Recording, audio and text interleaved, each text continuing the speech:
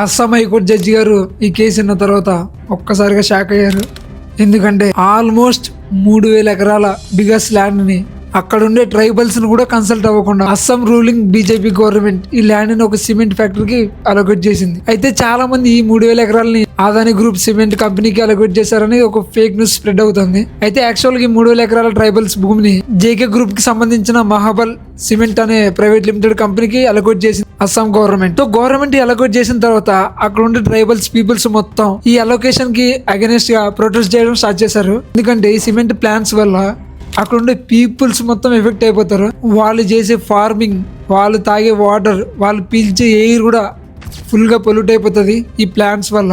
చాలా మంది tribals argue చేసే విషయం ఏంటంటే ఈ ల్యాండ్ మొత్తం మా పూర్వీకుల భూమి, ఇన్ని వందల సంవత్సరాలుగా ఈ భూమిలోనే పెరిగాం, అలాంటిది ఈ భూములను వదిలేసి వెళ్ళిపోమంటే ఎక్కడికి వెళ్ళాలని బాధను వ్యక్తపరుస్తారు. నాకు అర్థం కాదు ఏంటంటే వాళ్ళ ఓన్ రైట్స్ ఉన్న భూముల్ని వాళ్ళ నుంచి కాదని ఏ రైట్ లేని ఒక కంపెనీకి ఇచ్చి వాళ్ళ భూముల నుంచి వచ్చే మనీ ఏమో ఈ కార్పొరేట్ కంపెనీస్ కి, ఈ కార్పొరేట్ కంపెనీస్ వచ్చే కెమికల్స్, పొల్యూషన్ అంతా ఈ ట్రైబల్స్ పీపుల్స్ జీవితాల్లో వస్తున్నాయి. ఇప్పుడు అర్థమైంది అందరికి ఎందుకు ట్రైబల్స్ పీపుల్స్ మొత్తం మావోయిస్టులుగా మారిపోతారంటే. అస్సాంలోనే కాదు, ఇండియాలో చాలా చోట్ల గిరిజనులపై చాలా దారుణంగా ట్రీట్ చేస్తారు. నాకు హిడ్మా గుర్తొస్తున్నాడు.